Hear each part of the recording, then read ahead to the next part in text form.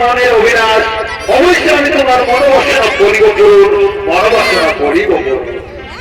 শোনো শোনো মহারাজ, তার আগে তুমি আমার কাছে ত্রিশব্দ অঙ্গীকার করো, তারপর আমি আমার মনের কথা তোমার নিকটে বলবো। মহারাজ, আমার মনের কথা তোমার নিকটে বলবো। কি আমার কথা মহারানী, যার জন্য তোমার সাথে আজ আমাকে ত্রিশব্দ অঙ্গীকার করতে হবে।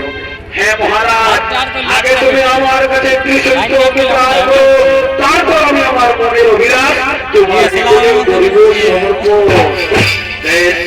বেশ রানী, তাই হবে।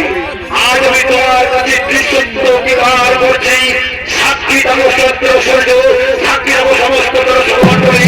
আজ আমি ত্রিশব্দ অঙ্গীকার করছি। আজ আমি আমার কাছে যা দেবে আমি তাকে তাই দেবো, আমি তাকে তাই দেব। বলে শোনো শোনো মহারাজ, তাহলে আমার অভিলাষ আমি তোমার নিকটে বলে ফেলি। হ্যাঁ রানী, বলো বলো তোমার অভিলাষ তুমি আমার নিকটে করে বলো। বেশ মহারাজ, তাহলে তুমি শোনো, তাহলে তুমি শোনো আমার মনের অভিলাষ। মহারাজ, তুমি এক্ষুনি বলো রানী সুনীতিকে বনবাসে পাঠিয়ে দাও।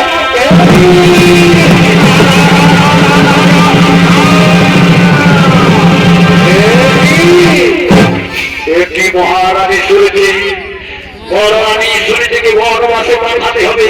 কিন্তু কেন? কেউ রানী বড় রানী শুনেছি কত দোষ করেনি, কত অপরাধ রানী, কেমন করে আমি তাকে বনবাসে পাঠাবো?